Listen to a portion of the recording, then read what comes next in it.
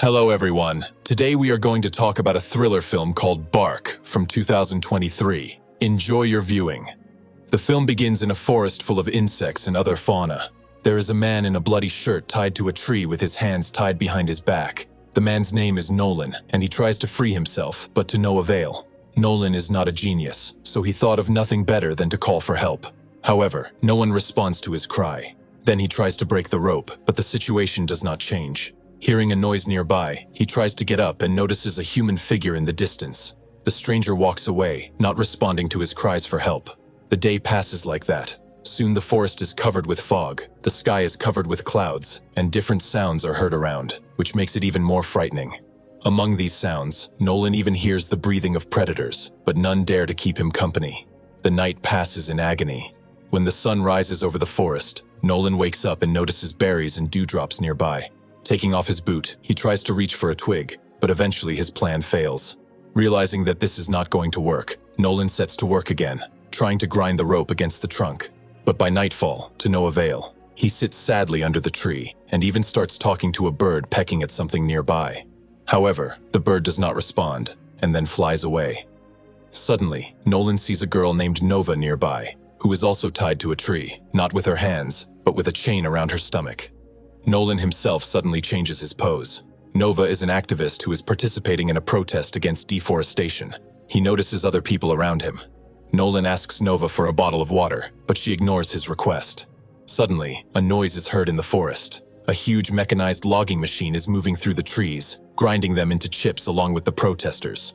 When this meat grinder disappears, Nolan sees only a clearing dotted with the remains of trees. Noticing that he is no longer tied up, Nolan runs toward the sun. When he reaches the river, Nolan wades in to get a drink and wakes up tied to a tree again. In despair, he screams at a bird that chirps serenely overhead. Then it starts to rain. Nolan tries to catch the water with his mouth open to drink. Later, he notices a man between the trees and calls out for help. But instead of untying Nolan, the man hands him some bark, offering to eat it, and then silently walks away. Not knowing whether he is hallucinating, Nolan picks up the bark with his feet and starts chewing it, because hunger is bad. Because of the unusual nature of this food, he feels sick at night. The next morning he wakes up again tied up in the forest. A tourist is camping nearby. Not knowing whether he is real or just another figment of his stressed-out mind, Nolan calls out to him. The man hears him, but refuses to untie him, believing that the prisoner might be a tricky tree. Nolan tries to dispel his hallucinations, but the tent and the tourist do not disappear. Then he tries to convince the tourist that he will have to answer to the law if he lets him die. But the interlocutor reminds him that there are no policemen in the forest, and the law here is simple. The strongest survives, or the one who is not tied to a tree. The tourist assumes that Nolan was left to die in the forest for some reason. He also refuses to give the prisoner any water, so as not to interfere with someone else's plans, whatever they may be. Explaining his point of view, the stranger sits down to lunch right in front of the hungry Nolan, which obviously gets on his nerves. Because of the tourist's unwillingness to help, Nolan assumes that he is the one who tied him up. However, the stranger's face seems new to him. He asks if the prisoner remembers how he ended up in the forest, but Nolan's memories are blurred due to his head injury.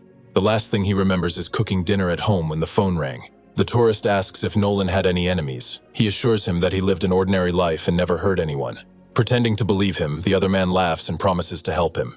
However, when he goes behind Nolan's back, he simply disappears. The prisoner thinks it was a hallucination, but the tent remains in place. Soon, as if nothing had happened, the owner of the tent returns. He takes out a shovel, but not to laugh. After a short pause, he starts digging a hole. Frightened, Nolan offers him money, and the tourist gradually raises the price to $1 million before explaining that it's not about money. He is digging a place for a fire to keep warm at night, as he plans to stay until morning. When Nolan asks what will happen in the morning, the stranger comes up and touches his forehead to prove that he is real. Then he explains that there is a hiking trip in the forest, and he wants to see if anyone will find Nolan. The tourist advises the prisoner to dive into his memories to understand why he is in such an unenviable position. Then he spits on him twice, which is obviously not very smart considering the situation. After the second spit, he shows Nolan a wedding ring that he has quietly removed from his finger. The prisoner didn't even feel anything. His hands were so numb that he didn't notice the loss of the ring. Nolan says that his wife died a year ago. He also noticed that the tourist himself was not wearing a wedding ring. From this he concludes that he is not married and is too busy living his lonely life in the forest. Later, the prisoner proposes to resolve the issue with a fair one-on-one fight, and then insults the tourist, calling him a coward.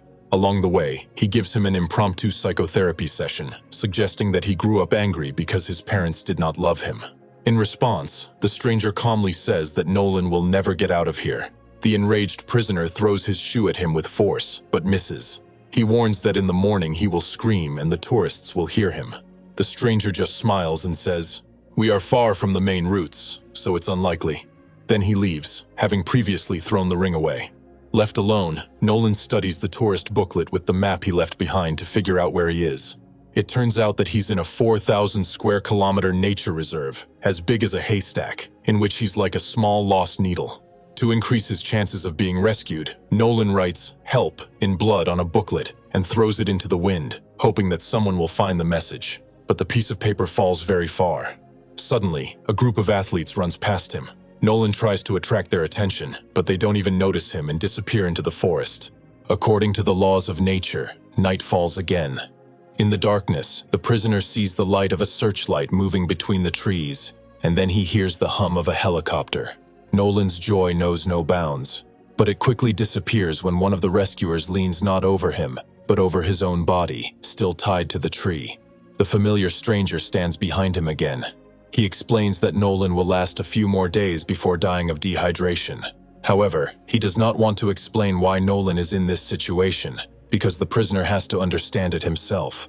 The tourist smiles and throws the bloody book into the fire. When asked for his name, the stranger introduces himself as an avid tourist, which makes Nolan joke about such a strange name. After that, he tells his real name, hoping to arouse at least some pity in the other person. In an impulse of spontaneous confession, Nolan admits that he has done different things in his life, and not always good things. For example, at school he insulted a girl who laughed at him, and he often deceived people because it was part of his profession. However, no one was physically harmed because they only lost money. After that, Nolan suddenly admits that his wife did not die. He lied. In fact, they had divorced, and she would soon have a new husband. Realizing that he still hasn't touched the tourist's heart, he tells his worst secret. He once ran a red light, causing an oncoming car to crash.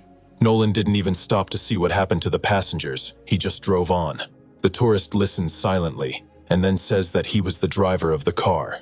His aunt died that night in the hospital, and finally, years later, justice caught up with the culprit. However, this turns out to be a lie, and the tourist was just joking to test Nolan's reaction. In fact, he was not involved in this story at all.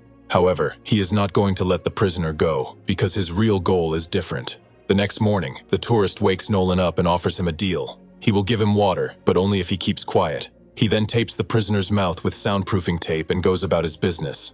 At this point, he notices that Nolan suddenly sees some people behind him. To avoid trouble, the tourist instantly knocks him out with a powerful punch. When Nolan regains consciousness, he sees the jacket thrown off by the tourist. Pulling the gag out of his mouth, he tries to call for help. Suddenly, he notices a knife in his jacket pocket, but the tourist may not be around. Using his feet, Nolan pulls out the knife and starts cutting the ropes as the tourist returns to the tent. The stranger removes the duct tape, not realizing that the prisoner is ready to strike back. When asked about the other people, the hiker replies that he led them to the trail. He assures them that he is not a serial killer, and that in Nolan's case, it is only a matter of fair punishment. However, Nolan himself does not understand what he is being accused of. When the tourist turns away, Nolan rushes at him with a knife. However, the stranger deftly dodges and inflicts pain on Nolan. He then ties him to the tree again, and then says that he should be eliminated, but he won't, so the tourist will just leave Nolan to die alone, especially since he doesn't have much time left. Before he walks away, he adds that the answer to his question is just a meter away from Nolan. As the stranger walks away, Nolan notices the name Hunter engraved on the knife and calls out to him. The tourist stops for a moment, but then disappears into the darkness. Left alone, Nolan begins to dig through the soft earth with his feet and suddenly finds an old dog collar with an inscription, Django.